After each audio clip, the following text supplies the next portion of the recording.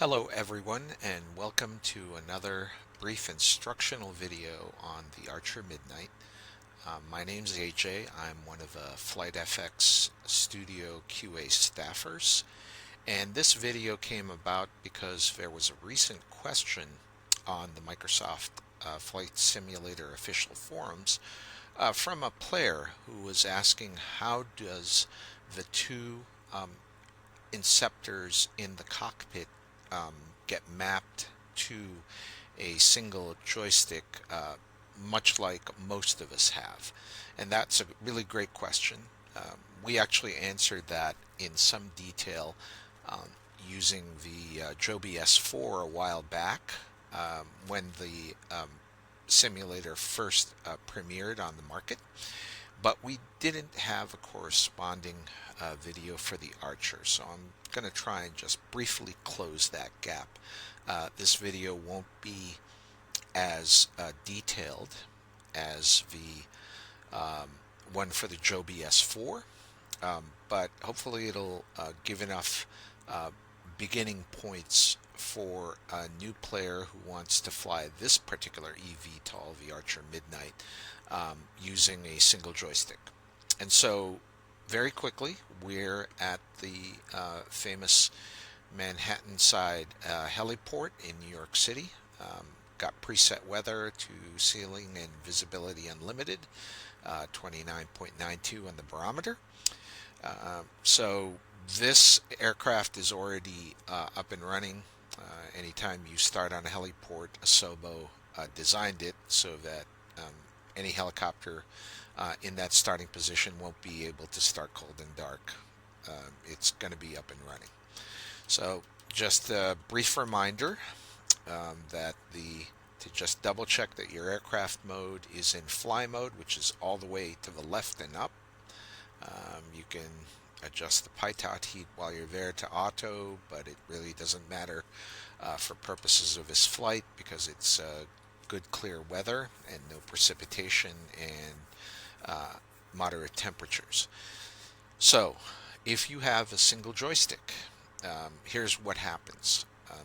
You don't need to do any specific special mappings. If a joystick is recognized by the sim, that's not something we control, that's something the simulator controls.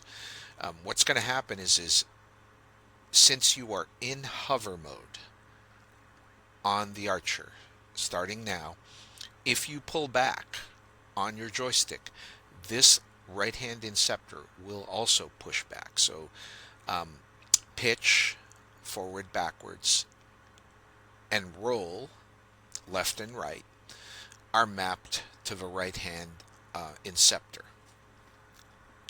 If you pull back in hover mode, this aircraft will translate straight up as if you were standing in an elevator in a building.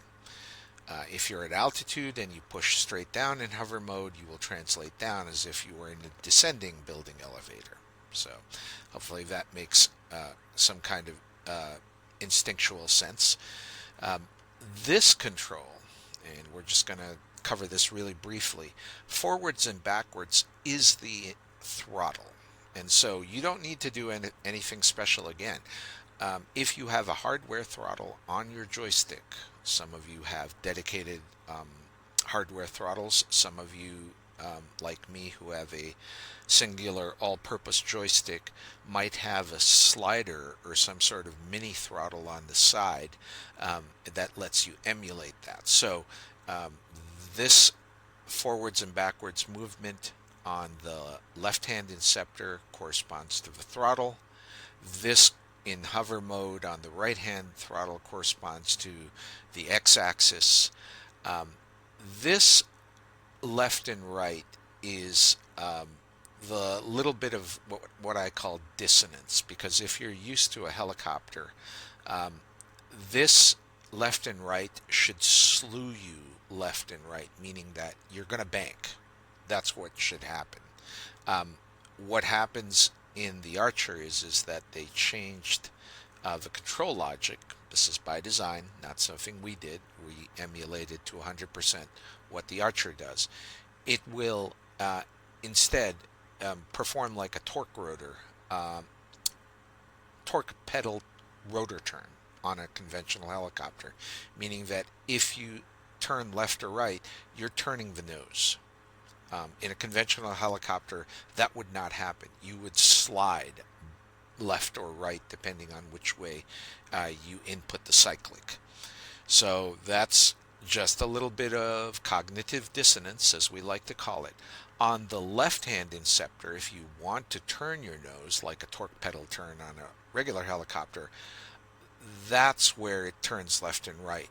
For purposes of simplicity and the limitations of a single joystick, that's mapped to the Z-axis, which is usually the rudder twist on most single all-in-one joysticks that have a twist function. So we're going to talk about that in a second. But two things that you want to do. One is that you want to get into the sim actions, turn off the LHI assist. And the reason we want to do that is because the LHI assist is going to absolutely try and help you by constantly centering the left-hand inceptor throttle setting. And that's okay, but for purposes of instruction, I'm going to center up the throttle so you can see it moving. I'm moving my hardware throttle, and you can see the left-hand inceptor is moving back and forth, forward and aft. Now, I've centered it using the physical markings on my throttle axis, and so that should be more or less center neutral. It's providing power input to the electric engines, but nothing's been translated to the propellers because the right-hand inceptor drives whether or not those propellers are going to spin. So as you recall, if I pitch back on the right-hand inceptor, and you're going to see it, we should by all measure translate upwards. And so here we go. There we go. And we're translating a little bit backwards because my throttle is not centered. Now I have it in hover hold. You can see it on the primary flight display.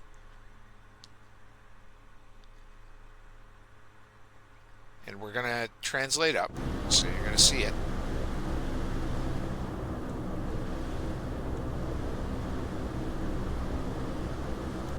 So we're pulling back, we're translating upwards. I'm going to switch back down. I know it's a kind of a little bit cramped view, but I want people to be able to see the left and right hand inceptor movements. This is what I was talking about. If I use the right hand inceptor and bank, you can see that my nose is turning. In a conventional helicopter, that would have been you pressing on the torque pedals to apply power in one direction or the other to the tail rotor to turn your nose. Now, how do you slew like you would in a conventional helicopter? Because in a conventional helicopter, again, if I turn the cyclic, which is the right-hand inceptor, left or right, I should have slid left or right. This is what I'm talking about. Use the twist function.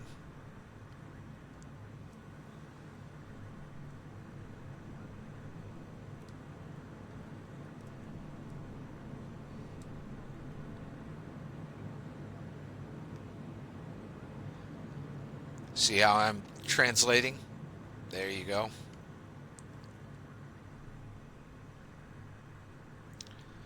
So there's a little bit of cognitive dissonance if you're used to a helicopter style controls while you're in hover mode. So you should just remember that the Joby and the Archer reverse each other in terms of torque pedal versus translate left or right. Now, if you wanted to get out of this, what you do is you push as much power forward as possible. You can see my right hand inceptor is all the way forward.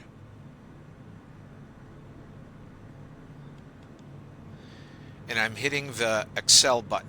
This thumb button right here drives a preset incremental value of speed on the speed tape. So currently right now what I'm trying to tell the archer is give me enough power to move forward at 96 knots. And notice that all the nacelles have translated forward. So now, for all intents and purposes, you are in airplane mode. And so the controls that you have, and you just need to not really think about that too much, act just like a conventional fixed wing aircraft. You bank. So let's look at the behavior of a right hand inceptor. Aileron turn left, turn right, push the stick to the left or right, you're going to invoke an aileron turn or roll. Pull back, your nose pitches up. Push down, your nose pitches down. So it's just acting just like a conventional helicopter. There is a limited amount of rudder play in conventional forward flight. Don't expect that you'll be able to do coordinated turns in this. Realistically, you're just going to be fighting the fly-by-wire systems. So just turn it. There you go. No need for any rudder input. It's going to maintain your pitch rate no matter what. Remember, if I release, everything's not going to neutralize. It's going to stay exactly at the last input that it had in a particular axis. Okay, so I hope this was somewhat helpful to understand the control set in the Archer. Oh, and people are probably wondering, well, how do I get back to hover mode? Well, you simply decelerate the speed by clicking on that thumb button on the left-hand inceptor and get the speed to below 50 knots or so. And that will transition you, all things considered, right? There you go. You saw it return from speed to hover, and you felt the aircraft jolt a little bit. And look at that. There's your nacelles. All of them in vertical orientation, including now, of course, the rear stabilization rotors, which were remaining stationary in forward flight, now kick back in.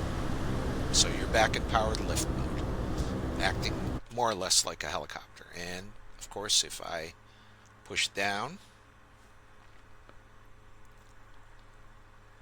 you can see a very, very slow descent. Again, climbs and descents in powered lift or hover mode are deliberately limited to a very, very comfortable 750 feet per minute.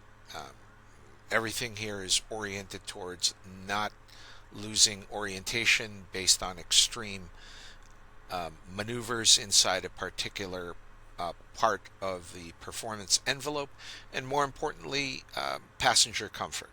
You don't want the passengers to get uncomfortable with significant high G turns, high G maneuvers, very, very extreme vertical velocity rates. So that's how you get back to hover mode. So hopefully this helped a little bit, and if you have questions, feel free to ping us on our Discord channel. We've got a general channel for each one of the eVTOLs, and we'll try our best to try and respond to your questions. Thank you. Hope you have a great day. See you again in Microsoft Flight Simulator 2024. Take care.